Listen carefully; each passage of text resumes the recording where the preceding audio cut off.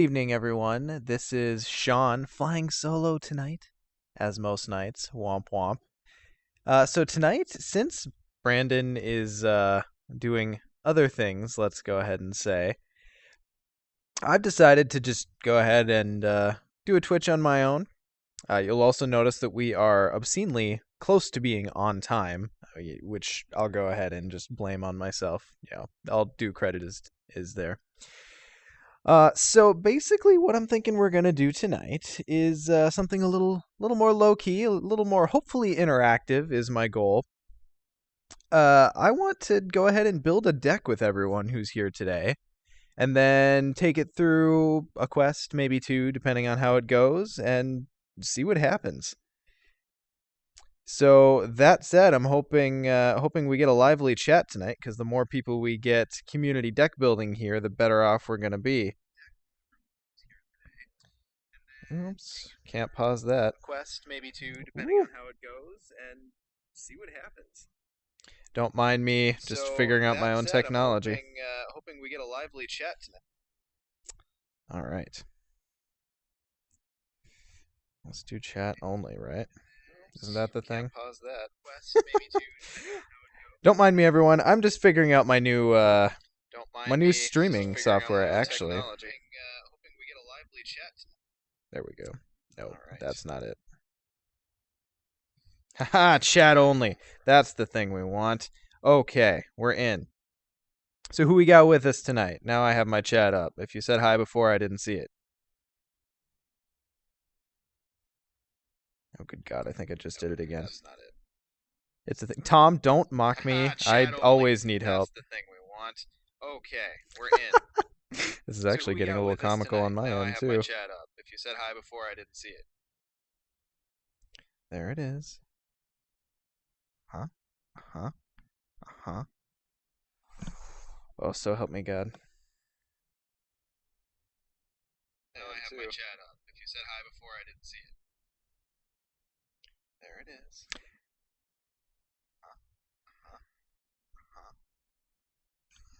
Oh, so help me God. There we go, boys. All right, sorry about that.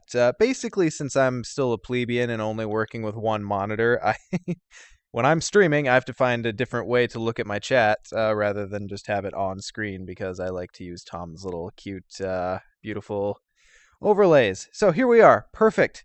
Who we got with us tonight? I see Stokes Book. I see Tom mocking me in his way. We're going to go ahead and get things kind of rolling here, I hope, as we get a few people filtering in. So the idea tonight, and you guys can let me know if this sounds like it's something that will even remotely work. The idea is I've got like four or five deck ideas that I've been kind of bouncing around but haven't gotten around to building yet. So I'm going to actually put those into a straw poll, which I'll put into the chat once we kind of get a quorum. If we get a quorum. For the love of God. And then at that point, I think we'll just go ahead and kind of work our way through what we think the major cards are, maybe what some, I don't know, some random includes are. My New Year's resolution was really to get out of my comfort zone, and this is me taking my first step into that larger world. So, that said, oh God, Tom, you know, I'm interested to see what those are.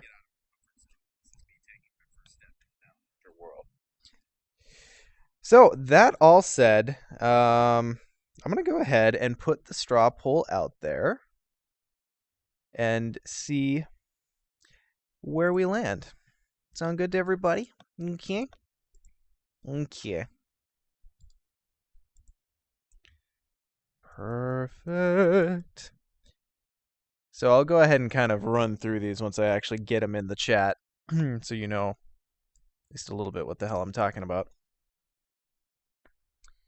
So I suppose I need to be able to log into the chat before I can paste into it. I made no promises that we'd have fewer technical difficulties tonight. Let's just have that on the record. Okay, so straw poll is in the chat. Go ahead and open that up and let me kind of explain. So I've got 4 deck ideas that have been kind of, like I said, rambling around in my head for a little while. First one is actually kind of nothing new. I just want to see how the current card pool reacts to it. So it would be a leadership. Now, I suppose I can probably put this up for everyone who's not directly looking at it via the stream too. So the first one we have here is a leadership. Wait, Tom, not in. Okay, did I not get the straw poll in the chat? My bad, guys. Let me go ahead and correct that.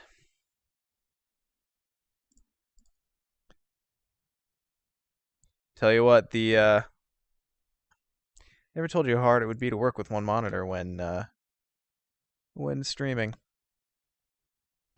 So we'll go ahead and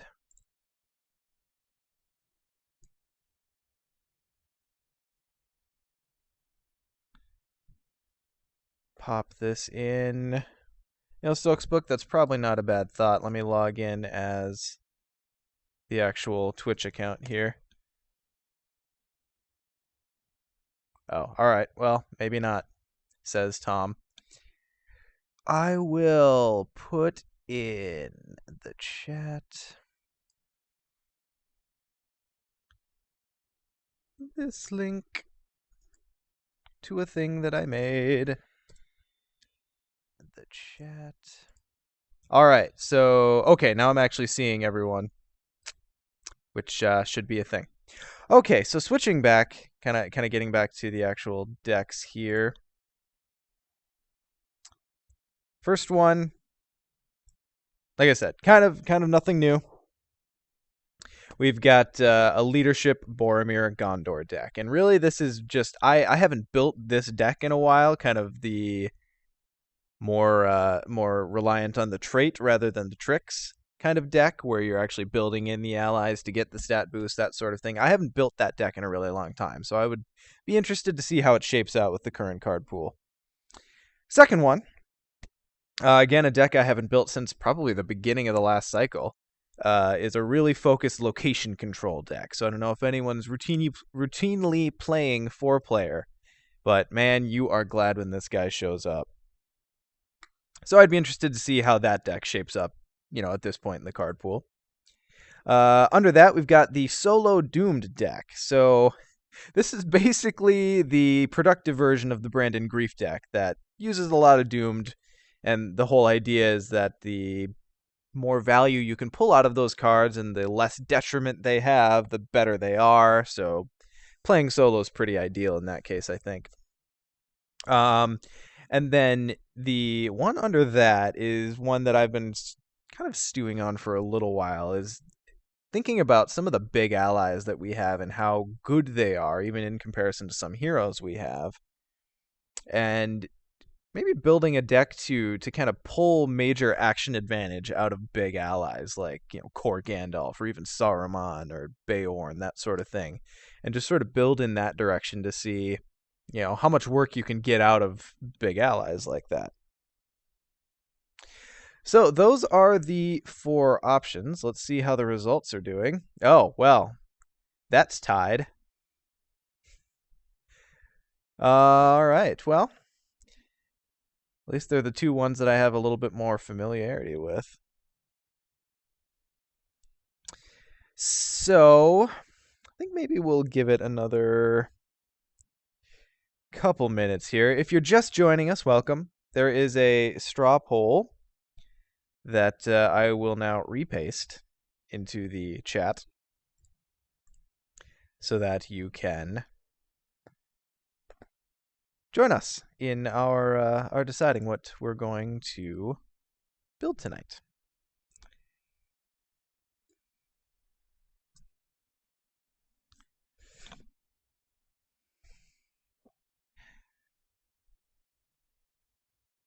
Wow, thanks, Tom.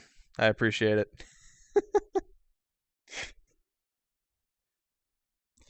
All right. So hopefully we get a couple more votes, maybe a deciding factor. Welcome, Jay Johnson. Welcome to the show. And what a show it shall be. Let's check out them results. What do we got? What do we got? Oh, nope. Don't create a poll. Don't do that. We want to do this. Hey, 3 votes. Leadership, Boromir, Gondor deck. Okay, so you know what? We'll... Oh, someone wanted the big ally deck. So, I'm hoping that this isn't the last one of these that I'm going to do, so don't despair if you wanted one of the other ones, but tonight we'll go ahead and get started with the Leadership Boromir deck. So, that said, let's see what some of the new things are. So obviously, we're going to go ahead and start with our man Boromir, because obviously he's what you build the Gondor trade around. So that said, it really depends. Option 5, build all decks. Don't tempt me, Tom, because I could do that. It's not out of the realm of things that I would do without much provocation. So anyway, so we've got Boromir. So the real question is, what other spheres do you think that the best Gondor cards play in? Because I think it's pretty definitive that the big Gondor cards are in leadership. But if we think about some of the other key Gondor cards, or cards that work with Gondor as a trait, where are they? So, yeah, I should probably pull up a little bit of Hall of Beorn while we're doing this too. Wouldn't be a terrible idea. Oh my. All right. So, we'll go ahead and search. And I don't know if you guys have ever bothered to dive into the more search options here, but you absolutely should every time you come, because look at this. Look at this. So if I want to search everything that references Gondor in the trait, boom. Okay, so let's see what we got. And we got the heroes, obviously. We can kind of come back to that. We'll select our heroes after we select our spheres. So obviously one of the big Gondor cards is Faramir. That huge willpower boost, presuming you're not doing a battle or siege quest. Yeah, God, it's just so bloody good. So we'll keep that in mind up above when we're talking about our hero selection. If we opt for a second leadership hero, one of the other great options right now is Hero Faramir, so that's going to be a sticking point. Damrod, unless you're really playing that thing where you keep a bunch of, I don't know, I guess enemies in the staging area for some reason, I don't see a whole lot of reason to go into Spirit for him. Denethor, whatever. Anborn, I don't know if we're going to make this a trap deck. Emery, no, she really only plays in Mono Spirit. Yeah, Wandering Took, I would agree with you that Tactics really does have all the good defense options, so that's definitely something I would consider here. We'll see, Tom. If you had gone ahead and voted for the big ally deck, Faramir Hero is one of the options, or one of my main choices for heroes in that deck. So maybe next time. In gold. So leadership, no worries. We already have that. Yeah. Steward, leadership. Ooh, all right. So here's one of our first compelling reasons to maybe pop out of leadership and tactics. Maybe stick in a lore hero. Warden of Healing, pretty damn good.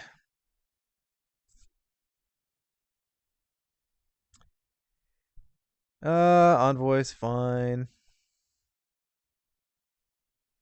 All right. If anyone else has any big Gondor cards that they think, right now I'm looking at leadership tactics, possibly Trisphere, leadership tactics, lore, if we want to pull in a couple of the lore Gondor cards.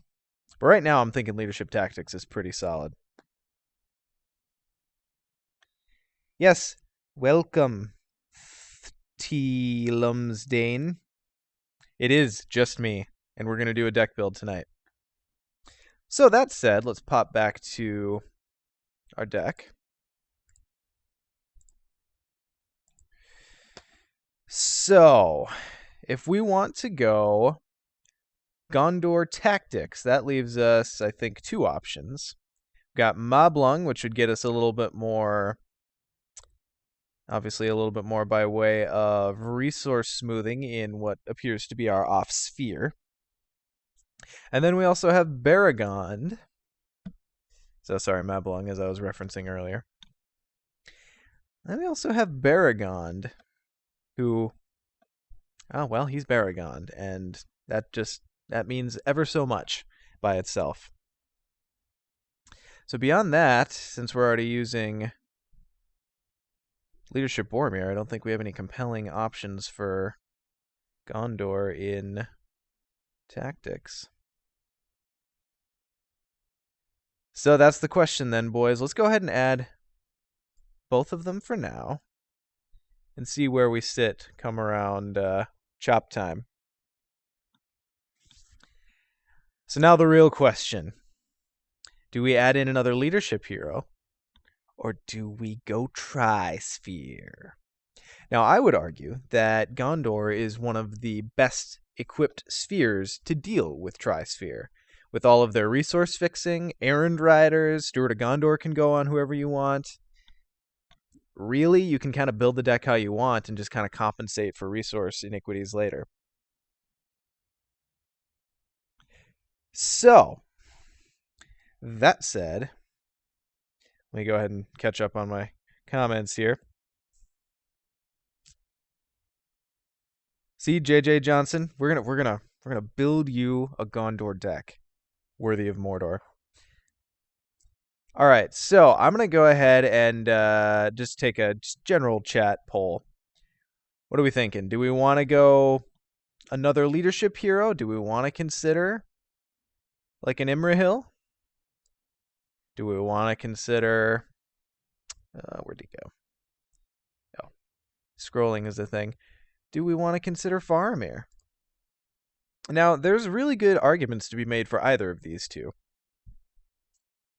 So Faramir, in conjunction with Boromir, lets you presumably quest with an ally who's got, ideally, buffs to 2 stats, and then ready it during the encounter phase when you hopefully engage an enemy, then use it to attack with Boromir's buff. Now, as I mentioned earlier, the big problem there is that we lose out on ally Faramir, who is, to this day, just so bloody good. Now, on the other hand, instead of getting ally action advantage, Imrahil gives you hero action advantage. So he's always a nice standby, good splash, characters leave play all the time. It's a thing. So I'm just going to go ahead and I'm going to say that we're probably going to run 2 leadership, 1 tactics. So what do you guys think? Faramir or Imrahil? Give me your tots. Couple things I would throw in there is if we... I suppose if we wanted to play around at all with the Ranger trait, a lot of that stuff is in lore, so if we're not including lore here, yeah, Faramir might not be a thing. If we're... Yeah, they're both noble, so nothing there.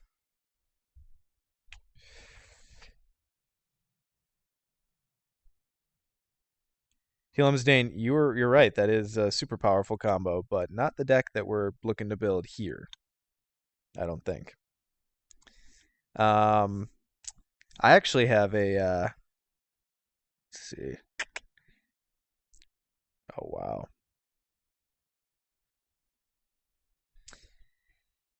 All right, so I got 2 Faramirs, so let's go with that. Bye, Imrahil.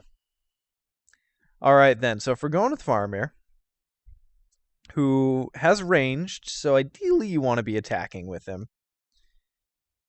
Boromir, who's got a healthy amount of hit points, so maybe we can set him up to be our defender with some shields. Maybe a Captain of Gondor. Wouldn't be a terrible thing. The real question is, do we want the resource smoothing or do we want the Baragond wall? Now, it's so hard to not say yes to the Baragond wall, isn't it?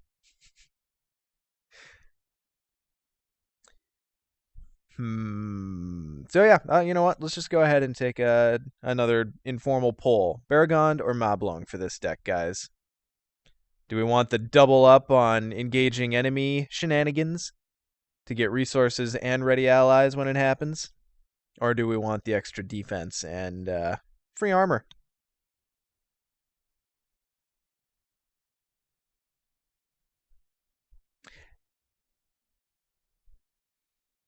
All right, that's 3 Mablungs. That's good enough for me. All right, guys, we got Boromir, Faramir, Mablung. Let's build! So, I don't know how you guys do it, but this is how I do it. And it's probably the really unhealthy way to do it. That's neutral, right? Yeah, that's neutral. We put in every card we think might be good, and then we trim down from there. Now, Anborn, I think, is a pretty good include here. We've got the leadership resources to pay for him, and then we're also playing around with some of the enemy engagement shenanigans, so he gives us that flexibility. And let's face it, he combos super well with Hero Faramir. So I want to go a full 2 on him, but we might shave him back down because with Boromir on the table, he's a 4 attack for an ally, which is nothing to sneeze at. Do you sneeze at things you're incredulous about? I don't know. Don't sneeze at this though. Next, I'm thinking Citadel Custodian. If we're going full Gondor trait, we'll go ahead and we'll pop 3 of him in there because presumably he's going to be a lot cheaper than 5 a little bit later on. And, you know, I don't know that it mattered as much when he came out, but god dang, those 3 hit points mean so much now on an ally. So good. Okay. Denethor. I don't think we include him, honestly. He's overcosted for what he does anyway. And on top of that, we don't have any healing. So damaged heroes are just gonna happen. So we're just gonna give him a pass. So we'll just kind of go through here. Oh, 3 of Aaron Rider, always. Gondor. Faramir. Well, we made that call. We'll have to suck it up and give him a pass. Now, Galadriel, I kind of like for this deck because this deck's going to have some pretty fun attachments to get out, like Visionary Leadership or a shield, what have you. However, I will say it's not terribly thematic. So I'm going to go ahead and just put her in at a 2 and see where we land. Gimli, again, not thematic. I want to put him in at like a 1. Guard of the Citadel. Yeah, with no game text, he's kind of hard to include. Herald of Anorian. I think this card is really good if your cost curve fits it. So we'll throw in a couple and see where we go. In gold, we already said was good, but I don't know, he's really a late game card. I think obviously you're spending a lot of your resources up front. I don't see a whole lot of use for him in the early game, so I'm gonna do a singleton. Keen-Eyed Took. Oh no, we're not playing Immerhill. Never mind. Scratch that. We'll move on to the Pelargir Ship Captain. So here's the interesting thing for me. So Guard of the Citadel is kind of that old one. He's got the exact same stats as the Pelargir Ship Captain. The only thing he's missing is the Warrior trait, which really doesn't do him a whole lot as an ally. So after he enters play, move a resource from the resource pool over here you control to another hero's resource pool. Now, obviously, if we're going to be playing around with Gondor resource play, that's somewhat useful. And we're not Tri-Sphere, so it's not crazy. The main thing that I could see is if we're going to pump someone up with Fire of Gondor, Gondorian Fire, maybe moving it might be useful. So I'm going to put him in at a 2, and we're going to see how overblown we are by the time we get down. All right. Oh, I won't lie to you guys. It's a guilty pleasure. But Squire of the Citadel is my favorite for this deck, even though we're not not including Boromir or Imrahil rather. Veteran of Osgiliath. Okay, so here's one that I'm really excited about for this deck. And this is one that was not out last time I built this kind of deck. So he costs 3, but he's in our on sphere, which is also leadership. So I feel like paying or putting 3 of him in the deck's not terrible. His stats are good as is. Then add Boromir's stat boost, then potentially visionary leadership, and then his own thing once you hit 40 or higher. This guy just gets big. So I'm going to go 3 on him. I'm feeling good about it. All right, moving on. Yeah, I already have Boromir. So the Defender of Ramas. So since we didn't go Baragond, I feel like a little bit of extra defense isn't a bad thing. And then even if we get a hero defender up being huge and defending, he'll have 2 attack. So for 2 costs, that's not bad. We'll stick him in. Oh yeah, we're definitely gonna have to shave down. Okay. Moving right along.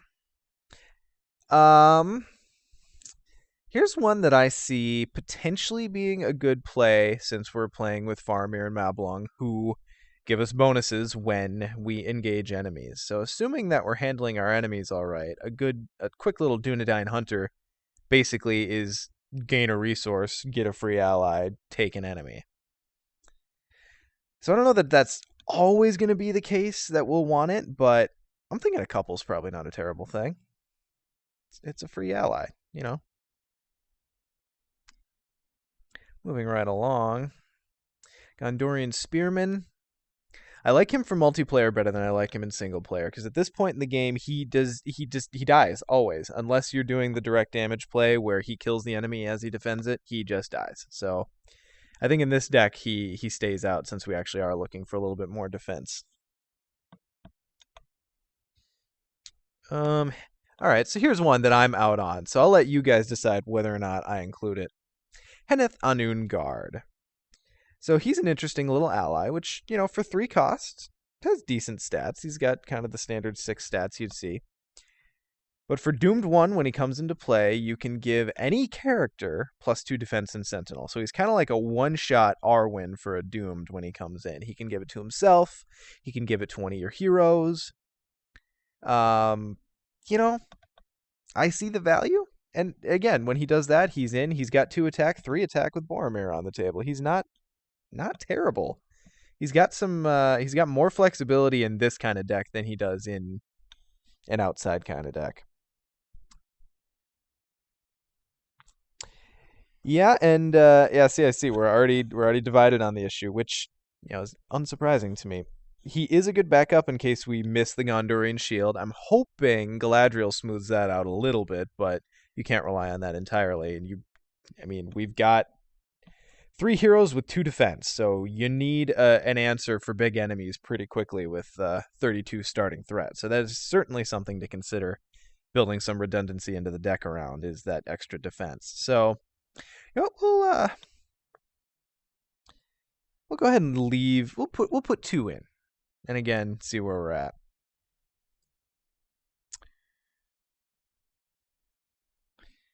All right, Honor Guard.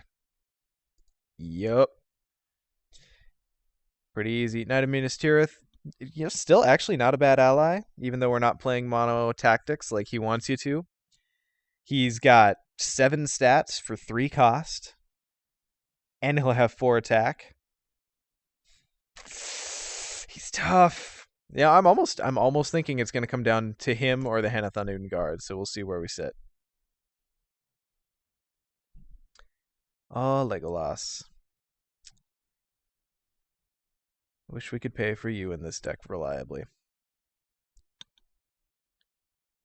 Alright, so I think as we go through, another fun trick is the Westfold Outrider. It gives you that option to trigger the engage an enemy text on both Faramir and Mablung. Should you decide to, you could, have an Honor Guard out, block a damage during questing.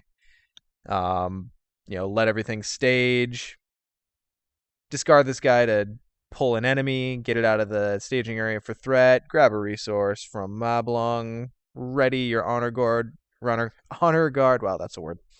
Honor guard back up.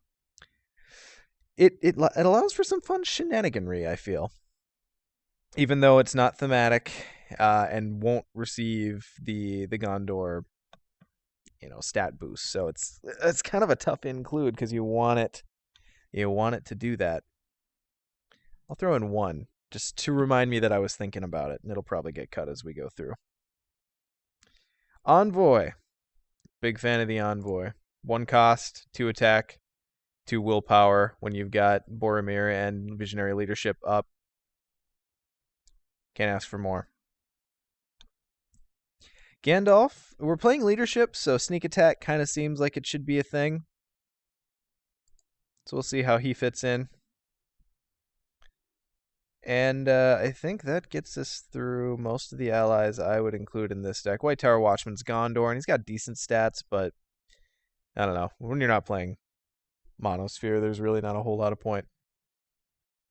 All right, so that's not a terrible ally spread. I've cut down from worse. Looking at attachments, so I do think we've got some key ones here that we want to just go ahead and throw in right away. So let's grab Visionary Leadership, if that's a thing that exists. How's this sorted? Someone tell me I'm crazy. Is Visionary Leadership a thing? These are not in alphabetical order. Okay. Yep. That was what it was. All right. So 3 of Visionary Leadership, because that's a huge key card for this deck. I'm thinking, we're probably not going to be too hard up for enemy or for attack, ideally, with Boromir's boost. So I feel like maybe 1 blood just for fun. Or not blood, I keep doing that. Maybe 1 Gondorian fire just for fun. Steward, obviously. That's a 3 of. Alright, let's just go through. I'm getting all slapdash again. I've come around to the value of the Dunedain marks, or the Dunedain signals of late, but I feel like we're going to be okay between Boromir, shields. So I don't think we need to include those. Heir of Mardil, fantastic card for a resource play deck. I feel like that goes too. And it's probably going to go on Boromir. Oh, Heir of Valandil not doing us anything. Morthon, no. Ranger Provisions is interesting. I honestly have not tried this card yet. Has anyone had any great response or any great success with it? I don't know. I feel like we're not going to be terribly resource poor in this deck, so I might include it if I was planning for multiplayer, but right now I'm not. I don't know. If anyone feels strongly about Ranger Provisions, we might throw it in. Staff of Lebethron attaches to a Gondor hero. But let's see here. So after attached hero exhausts to defend an attack from an enemy with engagement cost higher than your threat, exhaust the staff, discard a shadow card. Starting at 32 threat, I don't see us being under the threat cost of, or the engagement cost of too many enemies, so I feel like we're going to pass on that. I'd love to include Sword That Was Broken, but we are Aragornless in this deck, and proud. Alright, so let's see. Captain of Gondor. I know it just says Gondor, but it happens to work really well in this deck since you're optionally engaging enemies where possible. I feel like this one... Ooh, and let me remind myself. Does Boromir have the warrior trait? He does! Fantastic. So Boromir is a great target for Captain of Gondor, especially if we're also going to be putting our Steward of Gondor and Heir of Mardil on him, because he can potentially attack and defend in the same turn. All right, so let's see how everyone weighed in on Ranger Provisions.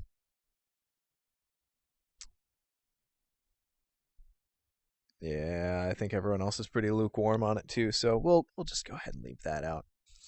I feel like, Yeah, like I said, it's like it's kind of cute in this deck, but I don't think we need the attack power terribly. So we'll go one Gondorian Fire. Definitely 3 up on the shield. Horn of Gondor. I don't know that we're going to need this terribly with Steward being hopefully pretty reliably found. Um, maybe a 1? It'll probably get cut. Alright, no Heroes with Sentinel, so no worries there. Let's see. Alright, Spear of the Citadel. No, we passed on Baragon, so we'll give that a pass as well. Alright, Defender of the West, Elf Friend.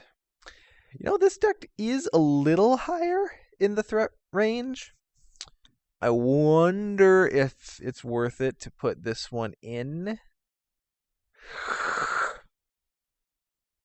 Oh, Stokes book. Let's see. Rohan Warhorse.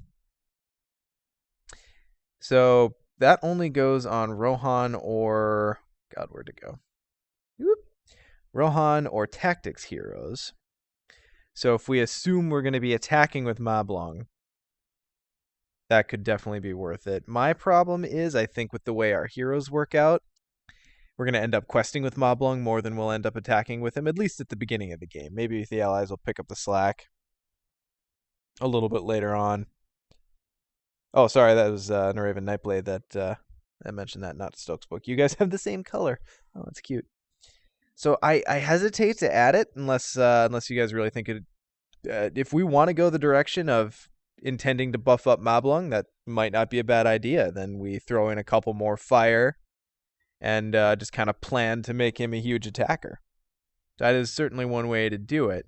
The only problem I have with that is that takes away a little bit from kind of the ally advantage you want out of buffing all the allies. But it could work, so I'll toss one in there and we'll see where we end up. Alright, so, Favor will throw one of those in there too. Probably won't make it, but we'll see. I don't think we need any big resource smoothing there, so that gets us through attachments. Now events should be a little easier.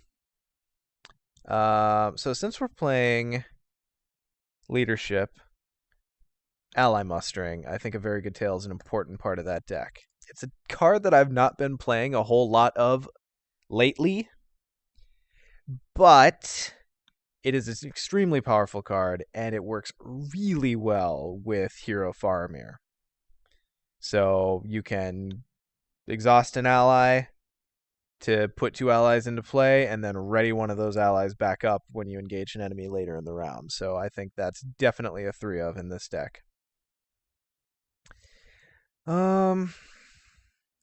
So I think we definitely want the sneak attacks is kind of the basics there.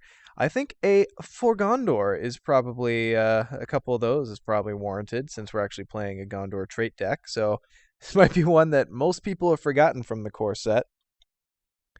Until the end of the phase, all characters get +1 attack, and all Gondor characters also get +1 defense until the end of the phase. So everything you have on the board is Gondor. That's pretty high value for 2 resources, 2 leadership resources.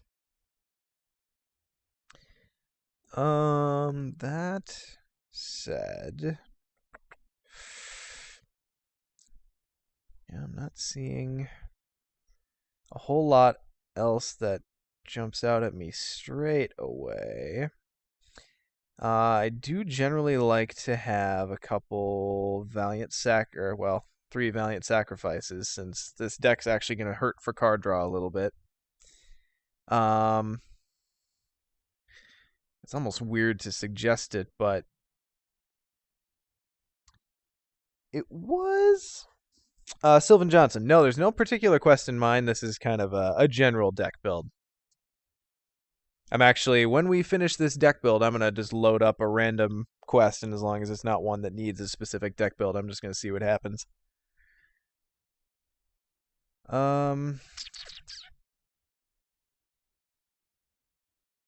Yeah, I'm always out on this too, because there's really no reason not to include We Are Not Idle in the deck, because it just draws you a card for no resources. It makes your deck 47 cards. For some reason, I never bother to play it because it just feels wrong somehow. I don't know. Maybe because it's dwarves. Um, I'd almost rather play Campfire Tales in place of that for a little bit more card draw, but that's really only available, or really only good in multiplayer. So I'm thinking we might run pretty light on events unless someone else has a brilliant idea for another one we should add.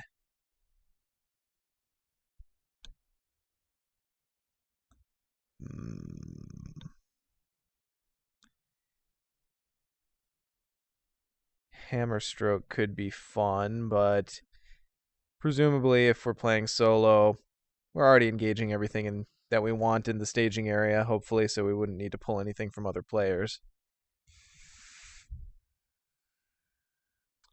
Yeah, I think I don't know, maybe Horn's Cry if we're playing around with a little bit of tactics. I feel like that might not be a terrible, or sorry, a little bit of valor. That's not a terrible include. Stokes' book, Gondorian Discipline. That's not one that I've included for a while. Although, I will take your Gondorian Discipline if I can spell. So cancel up to 2 points of damage just dealt to a Gondor character, and raise you a Behind Strong Walls. For one more resource, you get to give a Gondor character +1 defense and ready it. So, yeah, that seems pretty good, right? Not that it's the same thing, but hopefully it's close.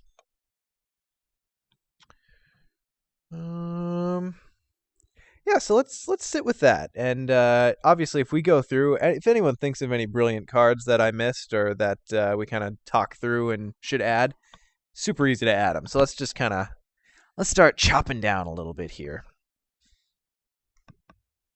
So 41 allies. Obviously, we got to cut that down a tad. So let's look at our cost curve here. Citadel Custodian. He's tough to gauge because if you draw him mid to late game, he could be 1 to 2 resources. He could be straight up free. But if you get 2 of this guy in your opening hand, it's bad news. So I feel like we definitely go down at least 1 of him. I still really like Anborn in this deck, so I'm gonna push to keep 2 of him in. Aaron Rider, super solid, 1 cost. Move resources around. Chump if you need to. I'm keeping him for now. Galadriel. Tell you what, guys, we're going theme. I'm just gonna go ahead and say that we're not doing the power plays here. We're playing a little bit more on theme. So we're just gonna cut Galadriel entirely. And Gimli. This is a Gondor deck. Bye. Herald of Anorian. So, if we remember what he does, when he comes into play, you can raise your threat by 2, or doomed 2, if you prefer. And put an ally into play, the printed cost 2 or lower. So based on kind of what we're looking at for ally cost here, I'm thinking 2 of him is probably okay. We'll very likely have in our hand an ally that has 2 or less cost. God, is it going to be worth 2 threat if it's just the 1 dude, though? Yeah, you know what? We'll cut him. He's good. We want people with attack so that we can take advantage of Boromir's thing. All right. Dunedain Hunter. Well, we said we had shenanigans, but we're going thematic, so cut. All right, guys. Here's a cut that's going to come down to you. Do we keep the Henneth Anungard? Or do we keep the Knight of Minas Tirith? So, to my mind, basically it's attack or defense because the Knight of Minas Tirith has solid stats. He's going to be a 4 attack with Boromir versus the Henneth Anungard, who gives us a little bit of both. When he comes into play, we can raise our threat by 1, which, generally we want to do anyway to get up into Valor. And Yeah, I'm talking myself into it right now. And Stokes book agrees. So I'm gonna just go ahead and cut the knight. Yeah, just cut. All right, 30 allies. That's still pretty intense. Let's see if we can't pop this down a little bit. Citadel Custodian. He's free, and he's really good for a very good tail. So I hesitate. I hesitate to cut him. Now maybe we don't need as much resource fixing in this deck since we're sitting at a pretty healthy just buy sphere. And I think we're going to be able to keep our tactics resource curve pretty low. Plus, Mablung's gaining them anyway. Yeah, I love the Errand Rider, but I think we can afford to lose him in this deck. We shouldn't need the chumps, and we shouldn't need the resource fixing. So buy Errand Rider. All right, guys, we're closing in.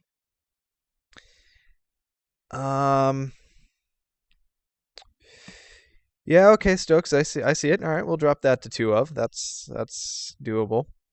So 26 allies. Let's cut other places and then come back there.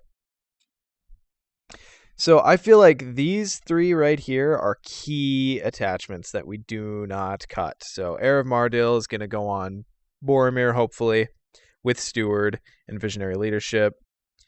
Boromir will ideally get a shield as well, possibly defend against multiple enemies, defend an attack, quest an attack possibly. But the Heir of Mardil gives us that option to get more out of Boromir, so I really like that. Steward, it's Steward. Dude, do you ever cut your 3rd Steward? No, guys, you don't. You don't cut your 3rd Steward because you don't care if you've seen your 3rd Steward. You're glad you saw the first one. Visionary Leadership, again. Yeah, I'm kind of liking it in this deck, especially at the 3 of, because again, we're just going to get maximum benefit out of having it out. Captain of Gondor, I could be convinced to go down to 1, but I feel like on Boromir this is going to do work. What I really feel we should go down on would be Rohan Warhorse, since we cut all the non-thematic stuff, and I don't think we're intent on buffing up Mablung, so I think Fire can go too. And I think we're fine without Horn. I'm just going to go ahead and say that since we're cutting most of our things that would be planned chumps. So as far as threat lowering goes, I think we really only have Gandalf and Sneak Attack, but that's often enough to keep you in the game. So yeah, Raven Nightblade, I'm going to go ahead and agree with you. We'll cut Valar, or favor of the Valar. Okay, that said, I think we can go down to 2 on Behind Strong Walls. That's probably okay. All right, so very good tail. I feel like that's a good 3 of. I think I made my argument for Faramir. We're going to keep that for now. For Gondor, God, I want it to be good in this deck, but maybe it's not worth 2 of. Is that a clutch card that you just are glad you have at 1 of? Sneak Attack with Gandalf is going to be our primary source of card draw and or threat management, so I feel like that stays in. I also like how it combos with Valiant Sacrifice because 2 leadership resources draws you 5 cards with Sneak Attack Gandalf, because, why not?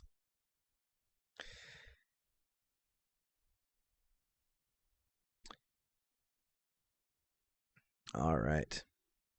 Yes, Everlasting. Pocket Wraith and Stokes book. Yep, you got it. It's all about timing and discipline. I know you want to exhaust that Steward during planning, but sometimes it's best not to. Okay, guys, we can cut 3 cards. We can do this. I'm going to let you guys cut the next 3 cards. Come to a consensus. Do we cut the 1 of Horn's Cry? Is it worth having in there? For 2 cost, all enemies get -1. And if we're assuming we're taking this solo, the Valor action's pretty cool, but it's a little inconsistent as to when we'd play it. So I could see an argument for that getting cut. I like behind strong walls, but we kept the guard. We've got a very good tail, so presumably we'll be able to get bodies out. Maybe a for Gondor. I don't think we cut any shields.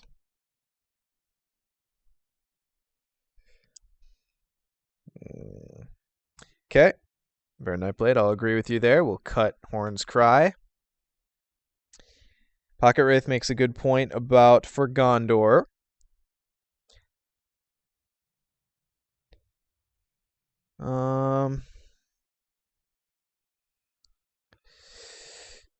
Helmsdane, that's actually not a terrible point. The benefit, I guess, to behind strong walls is, you know what?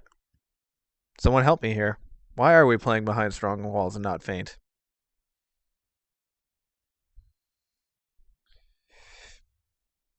I was going to say the same thing, Stokesbook, readying for attacks, but thinking it through, if you play feint, you didn't have to defend for the attack to begin with. So I think the only real advantage I can think to behind strong walls is if you're going to multi-defend, because then you carry the defense bonus through on both defenses. But I could see the argument for swapping that out for feint, and I would have no problem with it. What you guys think? So I'm going to go ahead and I'm going to agree with what Pocket Wraith. Or was it Pocket Wraith? Yes, it was Pocket Wraith said. I'm going to cut down to 1 for Gondor. Let's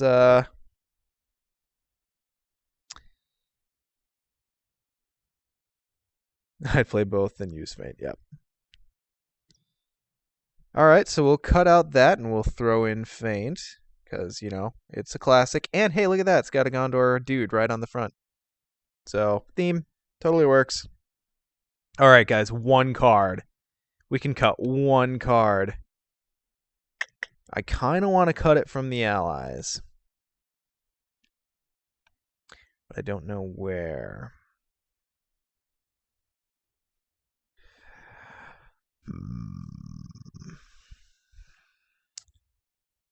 Yeah, I'm seeing maybe veteran down to 2. I'd almost rather go down to 2 on Defender of Ramos more. Because I think between the Henethanoon Guard and the shields, we're going to be better for defense than we are for questing and attack, which is like he'll be questing, the veteran will be questing for 3 once we get Visionary Leadership out. You guys think drop veteran over defender? It's one of the two. I'm going to let the chat catch up because I know I was making my argument as everyone was already saying drop vet down.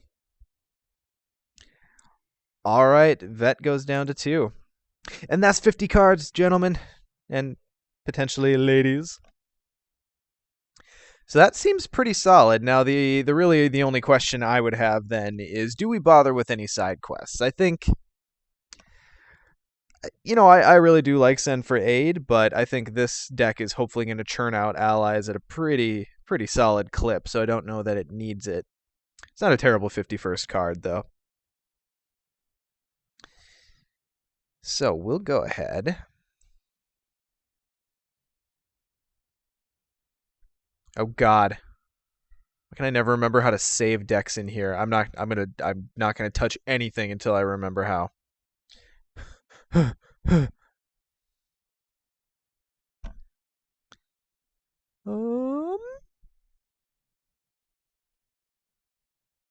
Help me out here, guys. Is it Dex? I don't use this one very often. Thanks, Tom. Aha!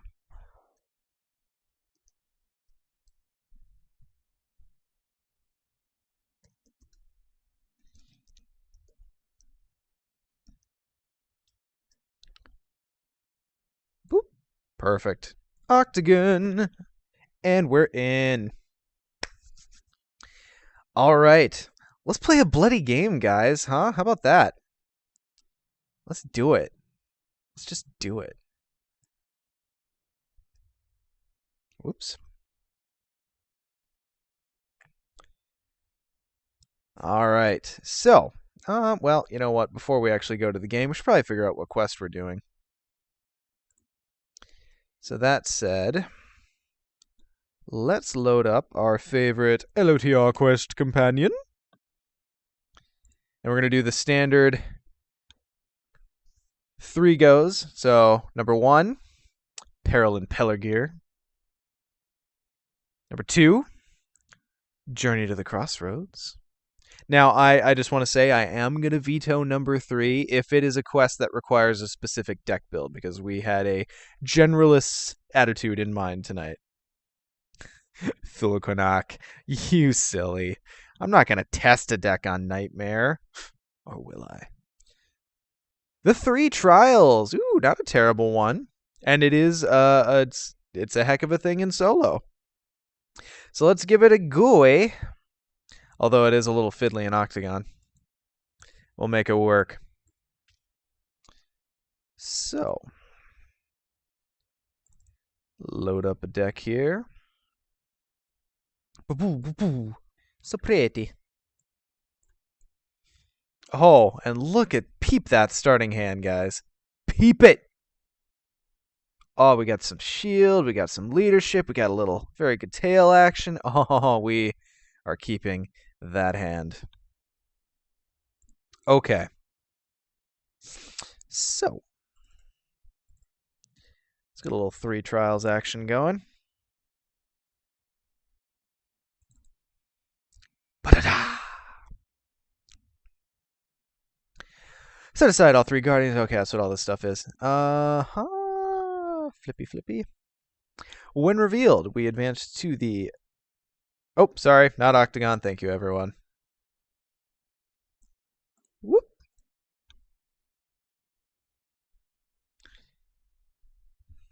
All right. So we're going to go to the stage 2A of our choosing. So we got the Trial of Strength. Go down and manually grab the other ones here.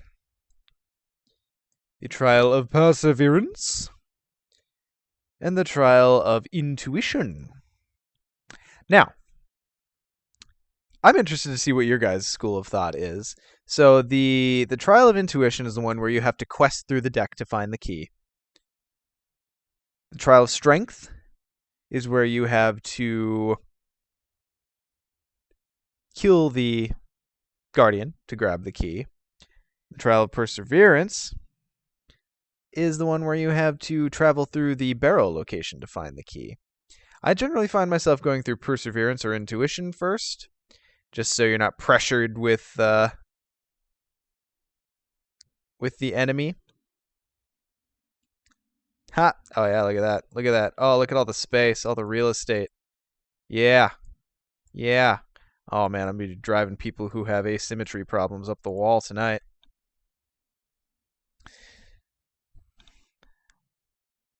All right, Navarre and Nightblade, you settled it. So we're going to go Intuition first. Randomly choose one of the set-aside Guardian enemies and one of the remaining set-aside barrow locations, reveal them, and add them to the staging area. So we're going to go ahead and just do a little bit of RNG action here. Random number 1 to 3 for the Guardian is a 1, so we're going to grab ourselves a Boor's Guardian. Got 2 time counters, and after the last time counter is removed, I have to discard an ally. Ooh, boo. All right. And again with the random 1 to 3 for the barrow is apparently it didn't take. Let's try again. Hey, we got 3. So our barrow is the stone barrow. Let's see what I say. It was the Boar Guardian. Grab the key of the Boar. All right. To shuffle the encounter discard pile in the encounter deck. Find the set-aside key objective that shares a trait with the just revealed Guardian enemy and shuffle it into the bottom 10 cards of the encounter deck. Now, let me remember if I remember how Tom taught me to do this. So we're going to move all to secondary deck. Now we're going to move 10 to the secondary deck. No, wait, hang on. You shuffle it into the bottom 10, or you shuffle the bottom 9 in so that it makes the bottom 10. We're going to go with the former. So we're going to move 10 over here, shuffle in the key, and then move all to encounter deck bottom. Boom! Tom, ain't you proud of me? Oh, I bet you're just weeping with pride tears. All right, Sue. Each guardian enemy engages the first player. Anytime players would place progress on this quest, we discard an equal number of cards from the encounter deck. And when we find the key, we move on. All right, well, that's actually probably the best combination of Guardian and Barrel that we could have hoped for, because after a Guardian attacks, raise each player's threat by X, where X is that enemy's threat, and this guy's only a 1, so boo. Okay, so for realsies, let's reel this in. We will make this a little bit bigger, though. If you guys get antsy and want to see my hand, you just let me know. All right, boys. Control N. And another shield, because we needed it. So I think our first turn, there's really no way for us to get anything into play so that we can... Very good tail. So I think at this point, we just get Visionary Leadership out. Since we don't really care about the ally buff this turn, it'll help us and be there next turn. And then we probably put our shield out. And I think we decided that Boromir's going to be our dude, right? Boromir, here's our man. And that's pretty simple for me. So I'm, at this point, given that there's already 3 out there, I got a quest for a little bit more. So I'm going to go in for 4. This is probably not going to be a great questing turn. And we'll reveal Wild Tenacity. Remove X time counters from each enemy and play with the time keyword where X is the number of players. So we're going to remove 1, which is actually to our advantage because he'll go off before the thingy thing. All right. So we're 4 against 3. Somehow we actually made a progress. We'll discard 1 card from the encounter deck.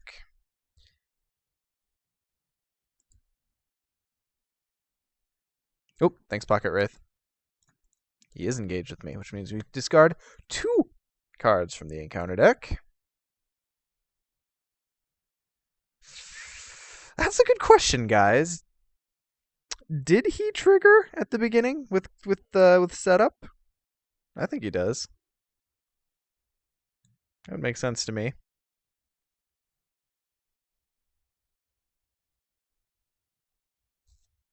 Thanks, Wandering Took. I will also be putting this in the COTR deck box and talking about it on our next episode, so it'll be out there for whoever wants it. If you're talking about the same thing. That's cool. Okay, so all that said, then we get a little attack. Oh, okay, yep, you were talking about something different. Never mind then. Boromir will defend. This attack is undefended, which it is not. No worries. All right, so no attack backs. We'll refresh. We'll hit time counters. The engaged player must discard an ally he controls. Heh 2 more time counters. Let's see here, and I did miss this. I'll just go ahead and correct that now. When he attacked me, I increased my threat by 1. And Control N. Oh, yeah, baby. Yeah, baby. Oh, that's what you want to see.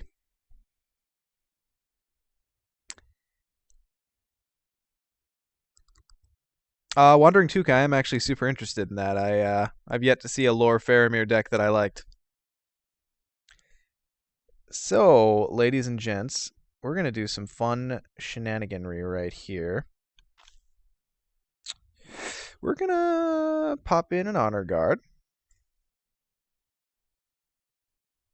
And then we're gonna move to the questing phase, where we will pay a resource, sneak attack in Gandalf, drawing 3 cards. And then we will very good tail. Well, yeah, I think we very good tail now. Do we very good tail now? Because we could quest for 4 with Gandalf, which is pretty solid, and then very good tail after we see what comes out. No, but he'd have to exhaust. Never mind, we're very good tailing now. So 1, 2, 3, 4. No, not both my heirs of Mardil. Damn. All right. So we're going to grab one of those and one of those. And we'll just say better luck next time on our fun little heir of Mardil, Steward of Gondor combo.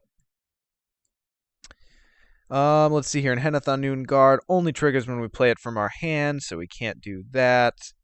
So really, we're just going to go ahead and quest for 6 this turn, because now Visionary Leadership is buffing up all our Gondors. And we'll quest against a Grim Foothills, doomed 2. X is the number of players in the game, so that's a 1. While it's in the staging area, progress must be placed here before it can be placed on the active location. Well, what if you have no active location? Haha, tricked you, deck. So we're 3-3. We're 6-3. So we're gonna discard 1, 2, 3 cards from the encounter deck. Probably just travel here. I'm not terribly worried about the Stone Barrow, and 10 progress is what I don't want. I don't want it to eat up our discards. So,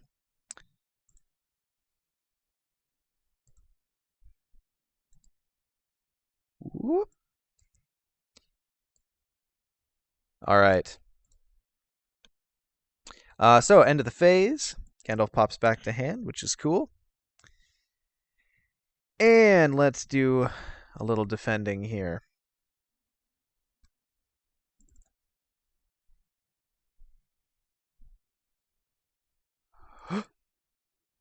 If attacking enemy is a guardian, it makes an additional attack after this one. Oh, that's super unfortunate. So I think we'll just have Boromir attack it again, or defend it again.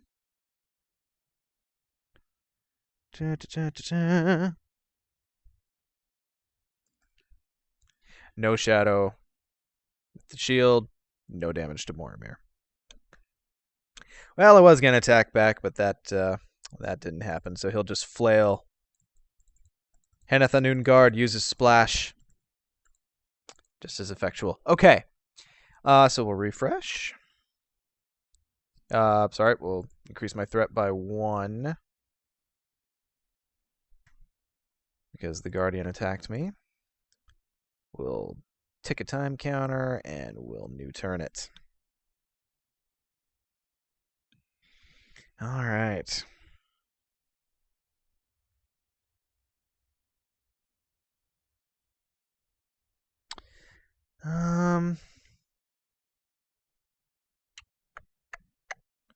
Let's see.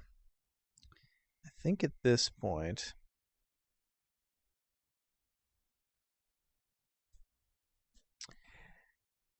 and of our Nightblade, I probably should have played Valiant Sacrifice when Gandalf popped out, but I wanted to keep the willpower boost to keep discarding things.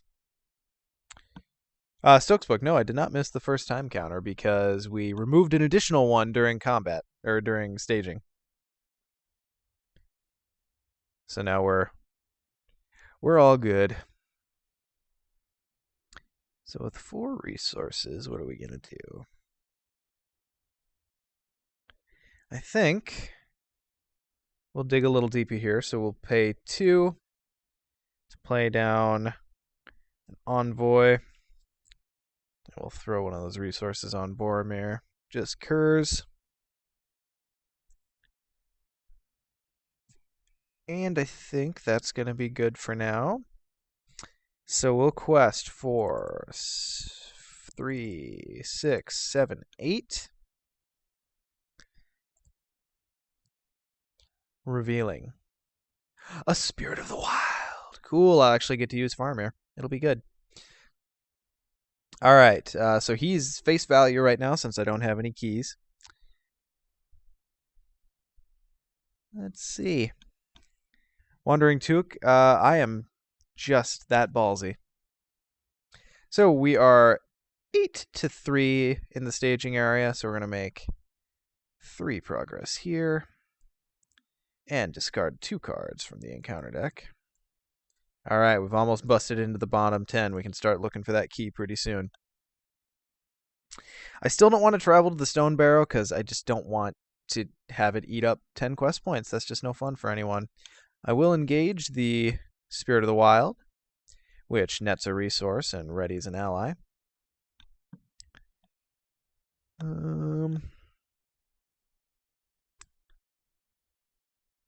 Okay, that could be interesting. So, let's see how we go here. So we'll shadow up.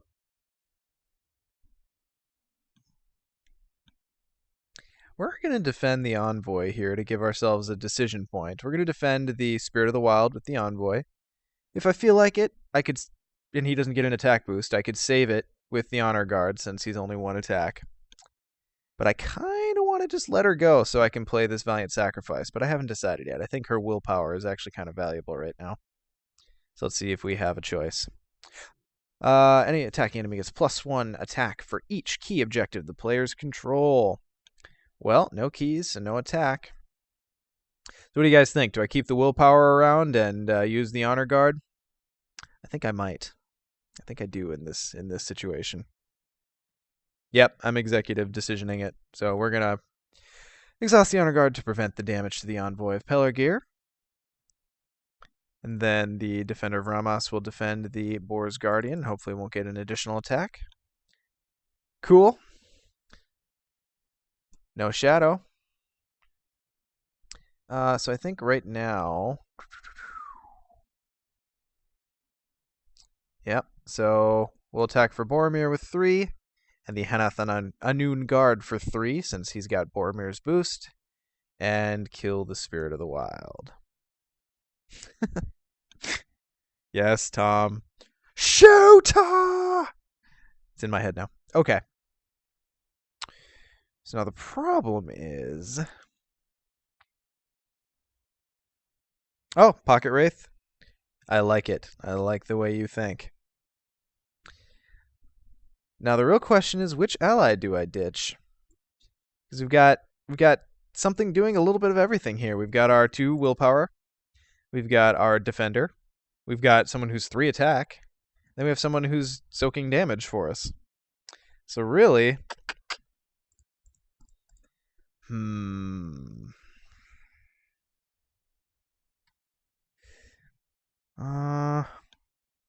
Yeah, you guys keep saying Envoy, but I'm reticent to lose the willpower. But I think maybe with what's on the board, that is the best choice. All right, so Envoy goes. I will play a sacrifice and draw 2 cards.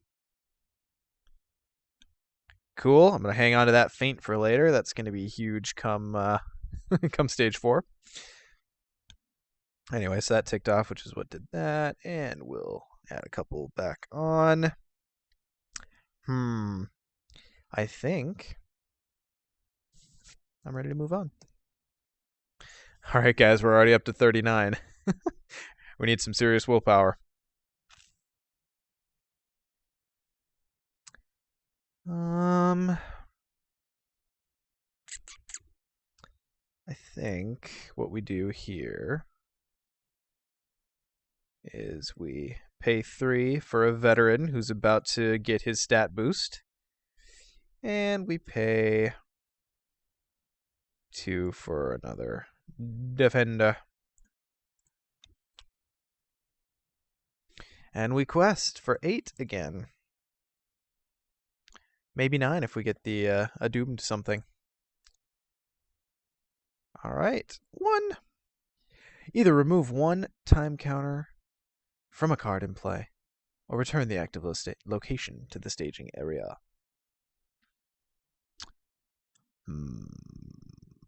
I don't want to lose any more allies. But I have no active location, so there's really no choice to be made here. So that goes down. All right, so we are... Oh, we might actually clear it this time if we're lucky. So we've got 2 willpower against our 8... 8 willpower against 2 threat in the staging area. We will discard 1, 2, 3, 4. Hey, there it is. All right. When we... If unattached, first player must claim it. Attaching it to a hero he controls. Why not? We'll give it to Faramir. He looks like he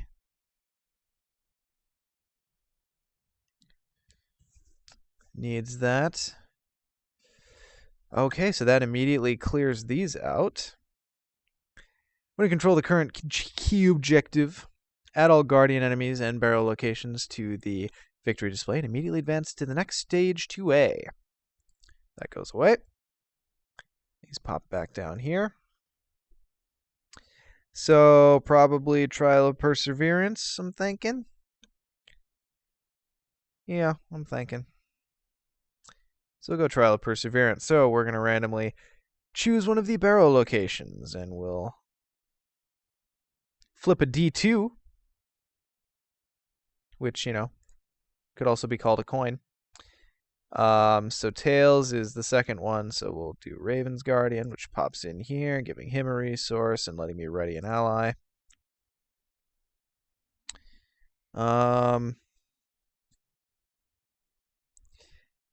Guys, I caught myself twice on the stone barrow, but I may have missed it last turn. And then let's flip another coin. Which is heads, so that's going to be the hill barrow. All right, so Raven hops out here.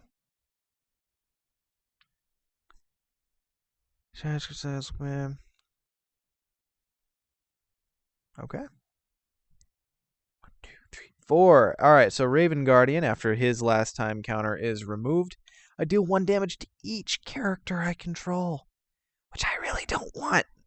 Let's get through this location in 4 turns. All right.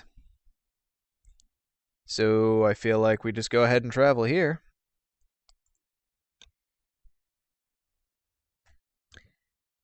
And when a guardian enemy attacks, deal it an additional shadow card. So he gets 2 for this attack. I think we'll go ahead and risk a Ramus. Well, he's going to make an additional attack. That's fun. That's not undefended. Okay, so 3 attack, 4 defense, nothing there. He's going to get 2 more shadow cards. We'll try it again. No shadow. Attacking enemy gets +1 attack for each key we control. We control 1, so he is a 4 attack to my 4 defense. Ramus lives. All right, how much attack power can I muster here? So we are 1, 2, 3, 4, 5, 6, 7, 8, 9. Oh, wait, hang on. They can't take damage, can they? Yeah, guardian enemies cannot take damage. So we're just going to go ahead and not attack anything. Because, can't be bothered.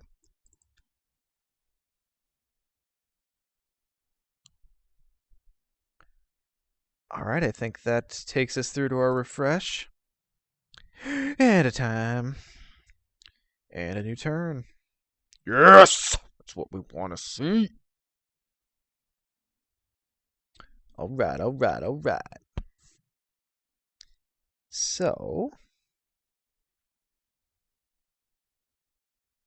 I think with what we have in front of us, probably pay 2 for a Pelargir ship captain. We'll see if he justifies his existence. We're going to move a resource from the pool of a hero we control to another hero's pool. We'll pop one over there since we're not really needing the tactics resources terribly. Oh, Navarre Nightblade. You know, it's being remastered, and I don't know that it's ready to be released to the public yet. I don't know if the public's ready for it to be released to the public yet. I don't know if the Boner Sword's ready for it to be released to the public yet.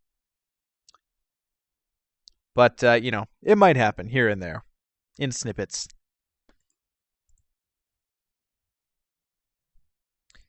Okay, so I think that's probably good. So we'll quest. We want to make 6 quest points, so we're going to go a little bit harder here. I am going to go ahead and sneak attack in Gandalf, drawing 3 cards and questing.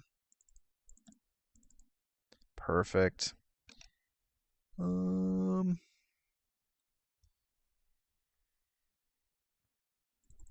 That's probably good.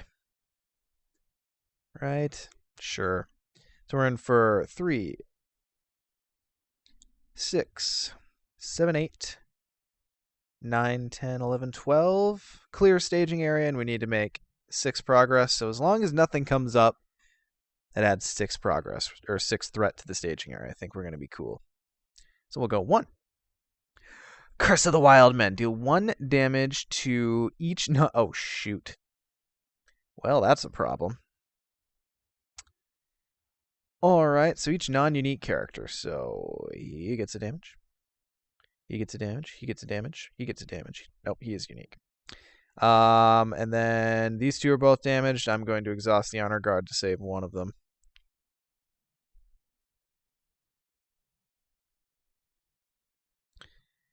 Alright. Stokes, don't encourage the encounter deck to start the Surge train. Luckily, we don't control 3 objectives yet, so that's not a problem. So, again, we're 12 willpower against nothing in the staging area, so we're just going to go ahead and clear this right away. That seemed eerily easy. So we'll attach that to Moblong. And we'll move on to our last stage, where we get ourselves a little Wolf's Guardian, as opposed to the Wolf's Guardian. Just want to point that out. No, he doesn't go up there. He comes down here.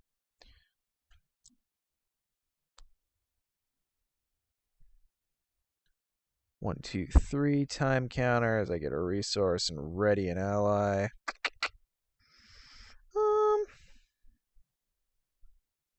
Probably him. Although I feel like I want the... No, I want to bide my time here and build up a little bit more. Okay.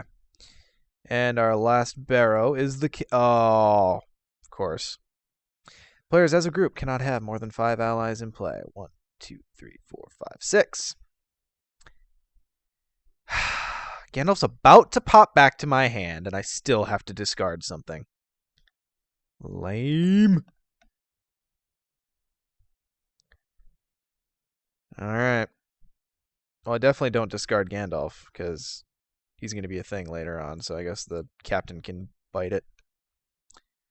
That is good to know. 5 allies in play. That's super going to hinder my ability to build up before we get to the last stage, so... You know... That actually really sucks. We'll see how this goes. I'm not hopeful anymore. Alright, so each guardian engages the first player. Barrow locations cannot be the active location, and are immune to player card effects. So I can't travel through it. And basically now I just have to kill the guardian to get the key. And he has time 3, forced after the last time counter is removed from Wolf's Guardian. It makes an immediate attack against the engaged player. So, I think Stokes' book, you point out a really good thing. I think come stage 3, we've got a feint, and we've got likely an undefended attack we can take pretty safely and save with the Honor Guard. So that's going to help immensely. But I don't know if it's going to be enough. So we'll just have to see.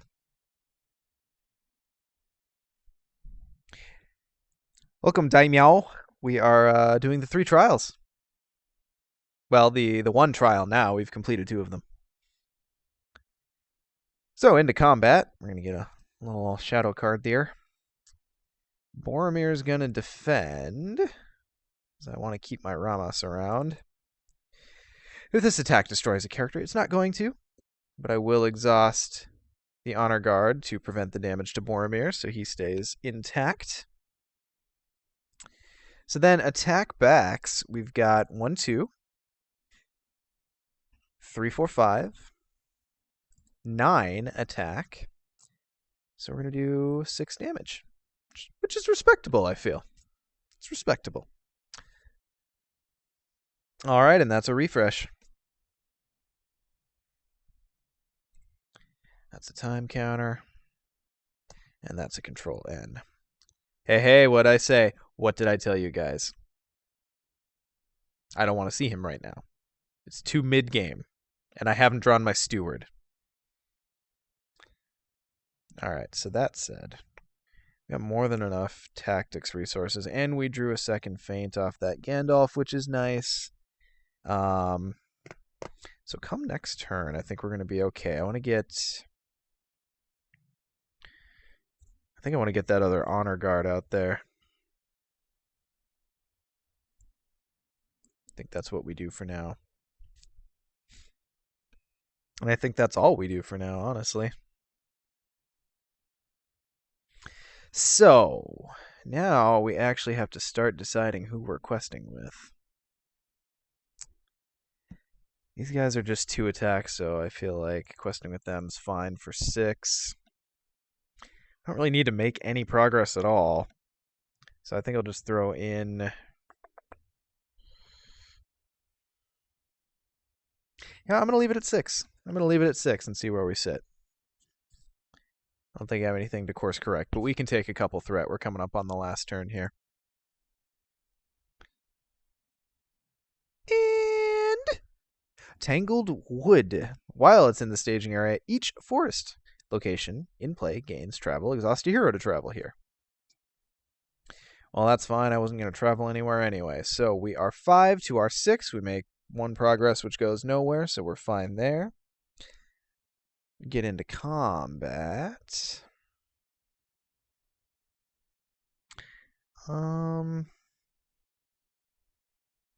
Actually, I'm going to defend with Ramas on this one. Attacking enemy gets +1 for each key. Oh, sad. Even with both Honor Guards, that wouldn't be enough to cancel it. I was hoping that I could keep Ramas around. Well, what are you going to do?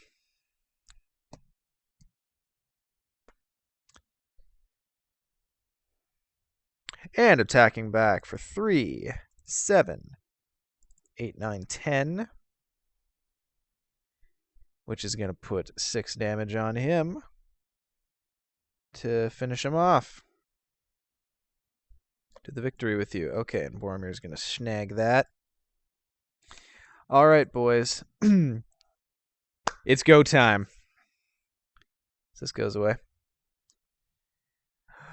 Add Hollowed Circle to the staging area. Reveal each enemy in the victory display, adding them to the staging area.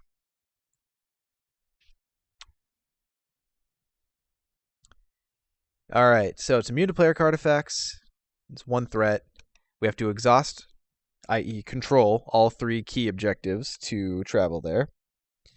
And when we travel there, each Guardian's going to make an immediate attack. So basically, I'm going to have to suffer double attacks from all 3 Guardians the turn that I decide to travel there. So that's going to be pretty rough. But anyway, we'll get our Guardians back out there, but I'm pretty sure they're all just coming back down at me. If I remember the next stage correctly. All right. A3. Okay. Wish me luck. Each Guardian enemy engages the player who controls the key with a trait shared by that enemy. Well, wasn't that fun for everyone? But I get to ready an ally. I get to ready an ally. And I get a resource.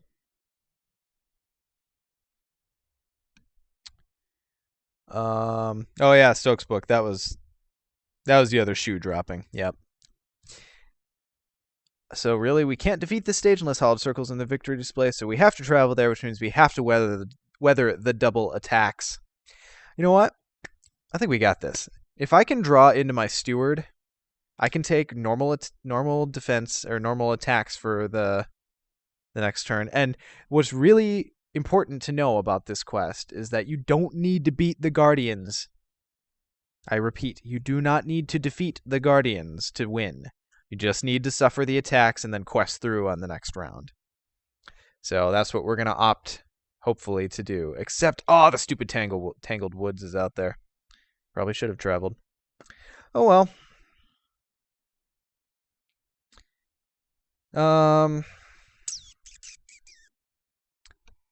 That's a good point, Goodyear. I think it is still my attack phase. So I could start doing some work against these guys. Probably start to work on that Wolf's Guardian. So we'll attack for 1, 2, 6, and hit him for 3. I like how that worked. All right. I'll refresh. Time counters tick. And new game. Oh, and another veteran shows up to play. That's what we want to see. All right. So the real question here is, do we try to make it through this turn and then quest through next turn? Can we survive 2 rounds of attacks this turn and still have enough questing power to quest through it next turn? No, it takes 12 progress. That's kind of ridiculous. All right, so yeah, that's not the way we're going to go.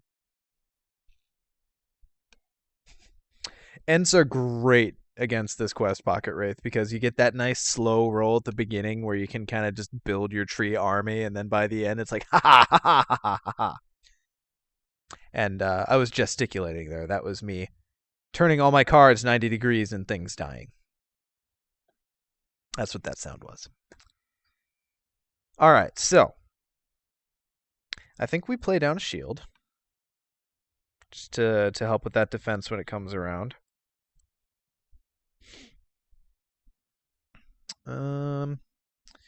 Definitely gonna pay 1, 2, 3 and get down this other veteran because he's amazeballs.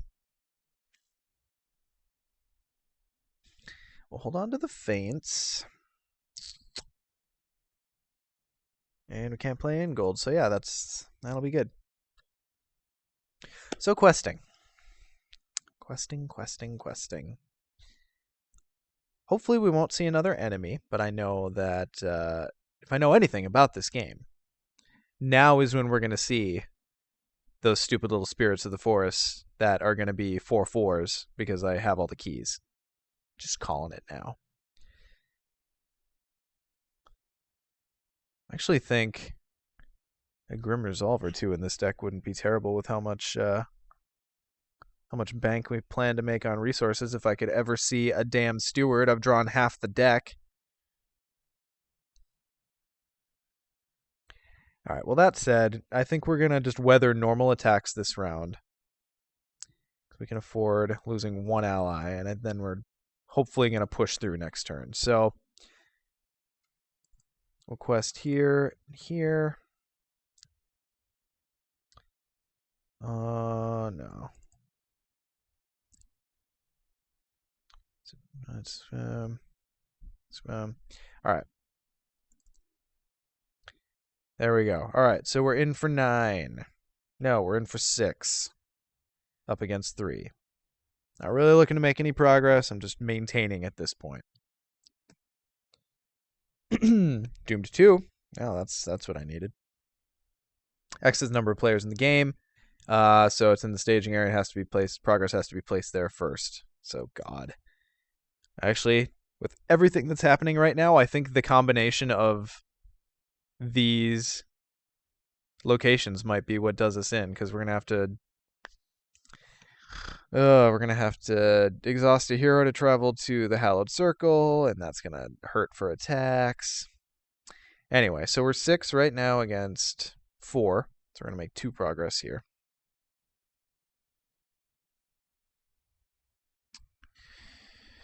And we move into attacks.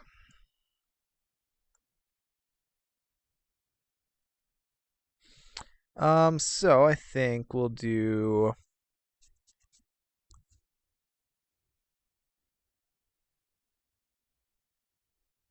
we're gonna do the Henneth Anun Guard. It's the Raven's Guardian. This attack is undefended, which is not. Okay, so he's got 3 attack to 2 defense. I'm gonna cancel a damage, so he stays around. For the Wolf's Guardian, we'll defend with Boromir. Attacking enemy gets +1 attack for each key objective the players control. Okay, so he's an 8 to my Boromir's 4.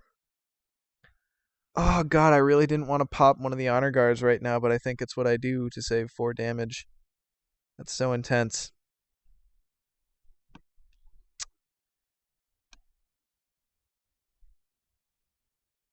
Yep, I think I gotta. So I'll use his Valor response to exhaust and discard to cancel up to 5 points of damage. Alright, well, that wasn't when I wanted to use him, but at least it gives us more leeway for next turn. Then Moblung will defend the last guy. Oh, well. Well. So he's a 7 to Moblung's 4. Well, not anything I can do about that. Told you we'd see them. I told you. You know, I wasn't right, but I still told you. Okay, so I can't do a whole lot to attack back, so we'll just pop a damage on this dude. And move right along. Okay, so we refresh. We hit some time counters here. Discard an ally. Put 2 back. And Control N. Oh, sure. See? That's what I'm saying. These conditional cards will always get you. So we have to keep 2 resources around to feint. So we can't really spend any of our tactics resources, sadly.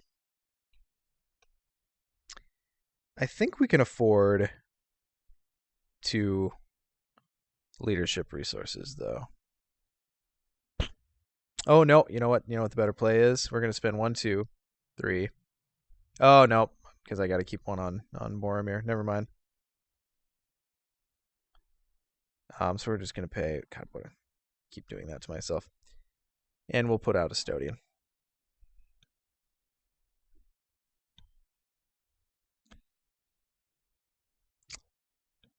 And I think that's the best we can do. So we're just going to have to hope that we make it and quest like mad next turn.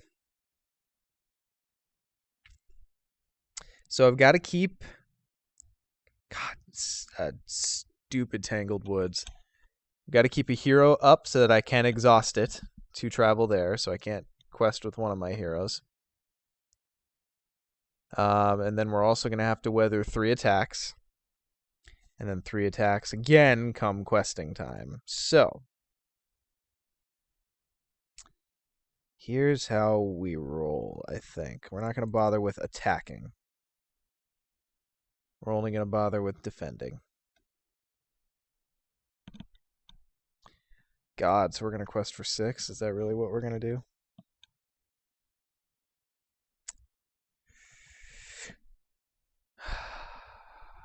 Now we have to quest for more. No, we can take the threat. Screw it. Here we go. There we go. Oh, well, and that's exactly what we needed. Well, that's GG's, boys. That, of all the things, all the things to take me out in this quest. The stupid, piddly, tangled ancient forests are the ones to do it. I almost had a handle on being able to handle all the extra attacks and quests through, but nope, just too much in the end. But hey, we knew that going in. This is actually farther than I expected to get solo, honestly. That when all three of them come out, it generally gets pretty real. So, I thought this deck actually performed pretty well. Now we had a good starting hand, but it wasn't like straight up, the thing of dreams. We didn't see a steward. We lost our heirs of Mardil, which are kind of a big part of the deck in helping Boromir get better. But even all that said, we kept pace right up until the end when we just couldn't. We had to go down to 5 allies, which really hurt. And then we just lost pace after that. So, I don't know how you guys felt about this kind of community deck build thing, but that was a blast for me. So that's definitely something I want to do again in the future. I think at this point, I'm going to leave the deck as is.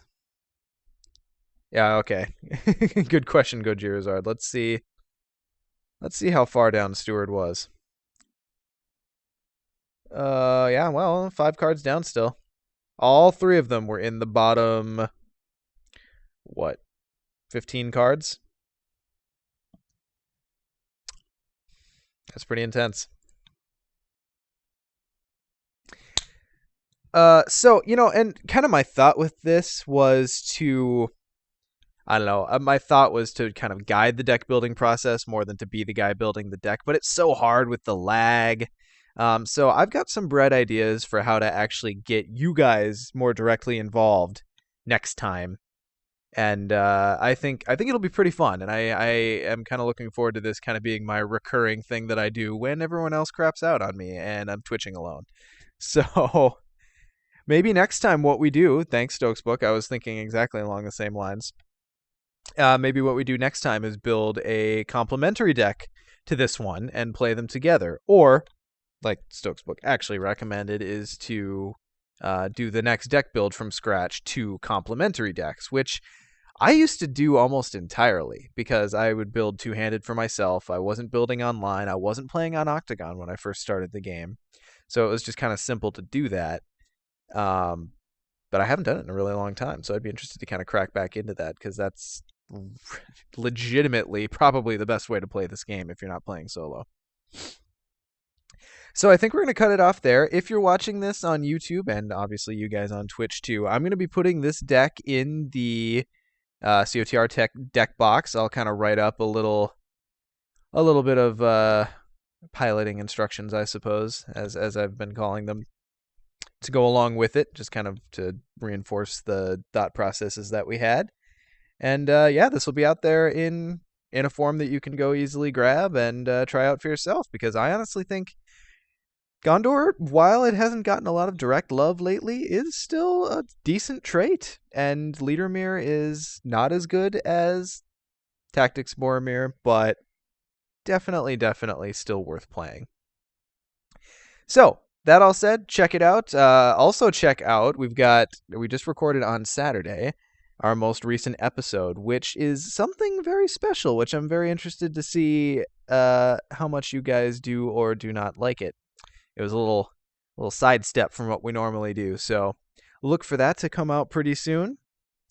And you know what? Thanks for coming out, guys. This was a lot of fun. And we'll see you all next time. Bye-bye.